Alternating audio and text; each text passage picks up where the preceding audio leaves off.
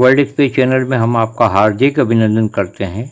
आज हम आपके सामने प्रस्तुत करने जा रहे हैं इंदौर अहिल्या नगरी में एक काफ़ी प्राचीन बगीची जो है 300 वर्ष पूर्व बनी हुई और यहाँ पर कई संतों ने की है तपस्या। इसका विवरण प्रस्तुत है। आपकी प्रतिक्रियाओं का स्वागत है।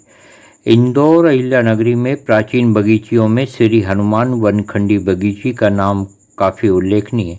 बताते हैं यह बगीची 300 वर्षों पुरानी है। प्राचीन मठों में बहुचर्चित इस बगीची का अवलोकन वर्ल्ड मीडिया टीम ने किया। पंचकुइया रोड पर स्थित इस बगीची में भगवान मंगलनाथ, शीतला माता, काली माता, भैरू मंदिर हैं। गुरुजी ओंकारानंद जी की प्रतिमा है। धूना धर्मशाला का निर्माण किया गया है। ट्रस्ट अध्यक्ष BL पुरोहित हैं जो कि एक वरिष्ठ समाज सेवी हैं। पुरोहित 40 वर्षों से इस आश्रम से जुड़े हुए हैं। सचिव प्रसिद्ध समाज सेवी राजकुमार राजा तिवारी हैं। 10 सालों से आप इस पद पर हैं। पुजारी हरिदास काठिया बाबा हैं। राजा तिवारी ने वर्ल्ड मीडिया से चर्चा करते हुए कहा, इस बगीचे में अद्भुत शांति, संतोष की अनुभूति होती है। उनसे हुई बातचीत के प्रमुख अंश इस प्रकार हैं। वर्ल्ड एक्सप्रेस चैनल में हम आपका हार्दिक अभिनंदन करते हैं। जैसे कि हमारी श्रृंखला चल रही है, अच्छे दर्शनीय स्थानों के दर्शन हम आपको कराते हैं, प्रतिभाओं से मिलवाते हैं। आज वर्ल्ड मीडिया टीम उपस्थित है एक बहुत सिद्ध प्रसिद्ध मंदिर में, जिसका नाम है श्री बनखंडी हनुमान मंदिर। बनखंडी बगीची के नाम से ये सारे देश में प्रसिद्ध है और इस बगीची के ट्रस्ट के सचिव राजा तिवारी जी से हम लेने जा रहे हैं खास मुलाकात। तिवारी जी, आपका स्वागत है। नमस्कार। आपसे हम ये जानना चाह रहे थे कि कब से जुड़े हुए हैं आप इस दर्शनीय स्थान? 25 साल हो गए मेरे को। कैसा लगता है यहाँ पे आपको? बहुत सुकून मिलता है और बड़ा शांति मिलती है यहाँ पे आने से, यहाँ के दर्शन करने से, बाबा की सेवा करने से आत्म शांति मिलती है और सब कार्य सिद्ध होते हैं मेरे। कैसे प्रेरणा प्राप्त हुई आपको यहाँ? बस हनुमान जी के दर्शन करते करते प्रेरणा प्राप्त हुई सेवा करने की।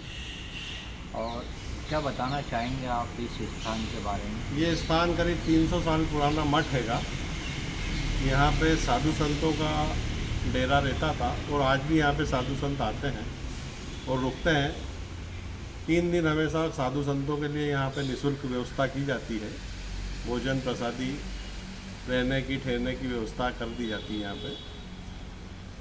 और यहाँ पे ट्रस्ट बना रखा है हम लोगों ने। 12 व्यक्तियों का ट्रस्ट है जो ट्रस्ट द्वारा ये मंदिर संचालित किया जाता है। इसके अध्यक्ष कौन है?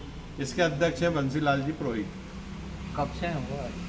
वो है करीब 20 साल से। यहाँ पर गरीब छात्र छात्राओं को कुछ निःशुल्क पाठ्य पुस्तक काफ़ी वितरण की जाती है। इसके अलावा ट्रस्ट की ओर से गरीब लोगों के लिए ब्याह शादी में बहुत कम रेट में ये जगह उनको उपलब्ध करा दी जाती है, जिसमें खाना बनाने के बर्तन से लेके तो परोसगारी करने तक की सब व्यवस्थाएं दी जाती है। यहाँ पर और कौन कौन से कार्यक्रम होते हैं? यहाँ पे अन्नकूट होता है मेन तो साल में एक बार। दोनों टाइम पूजा आरती होती है, जनेऊ संस्कार होता है, भागवत कथाएं होती हैं और भी कई धार्मिक कार्यक्रम यहाँ पे अनुष्ठान हुआ करते हैं। यहाँ पे हमेशा श्रावण में अनुष्ठान होते हैं, पूरे श्रावण अनुष्ठान होते हैं यहाँ पे। रुद्राभिषेक होता है यहाँ पे। अन्नकूट कब होता है? अन्नकूट 14 के दिन होता है, दिवाली के 14 दिन बाद। काफ़ी लोग आते होंगे उधर? करीब 7 से 8 हज़ार आदमी आते हैं और बड़ा व्यवस्थित तरीके से उनको प्रसादी ग्रहण कराई जाती है। यहाँ अन्य लोग जो जुड़े हुए हों उनके नाम क्या बताना चाहेंगे आप? कुछ भक्तों के, दानदाताओं के? दानदाता हैं तो सब गुप्त दान आता है यहाँ पे। हाँ।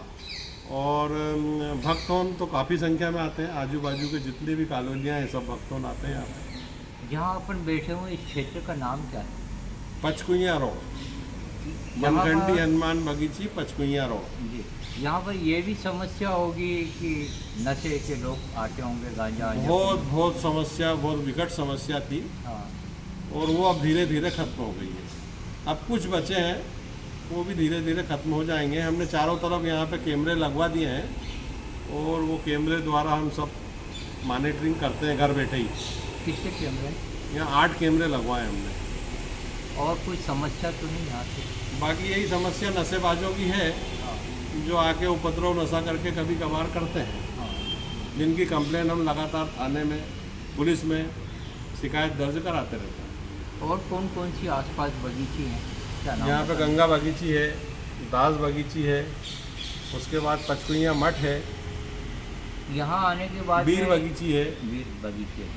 आपके जीवन में कुछ परिवर्तन आया होगा? आपने बहुत ये काफ़ी देखा- बदलाव आया साहब यहाँ पे आने के बाद, और यहाँ के दर्शन बाबा के करने के बाद, यहाँ की सेवा करने के बाद मेरा तो जीवन ही बदल गया। अच्छा। हमारे समाज सेवी और इनका के वरिष्ठ नेता राजा तिवारी जी का ये कहना है कि इनका जीवन बदल गया।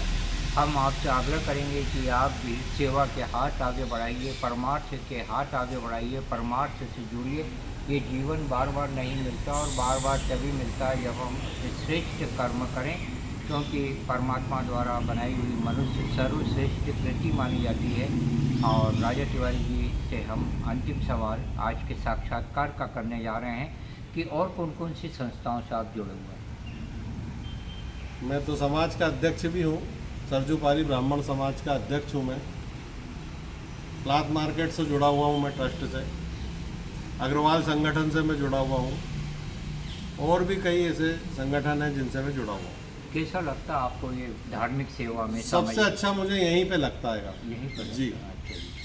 मुझे ऐसा लगता है कि मैं यहाँ सेवा ही करता रहूँ, घर बहुत कम जाऊँ, हाँ जी। वरना घर जाना भी जरूरी रहता हाँ है। जी। जी।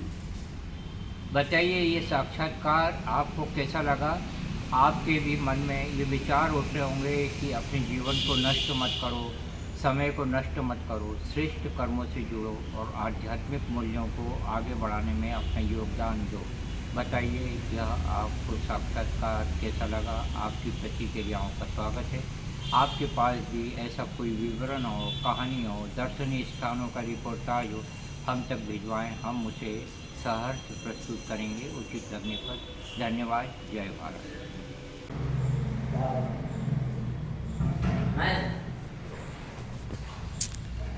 आमतुलितबलधाम हेमशैलावदेहं तनुजवनकिशानं ज्ञानिनामाग्रगण्यं सकलगुणनिधानं वानराणामधीशं रघुपतिप्रियभक्तं पादजातं नमामि।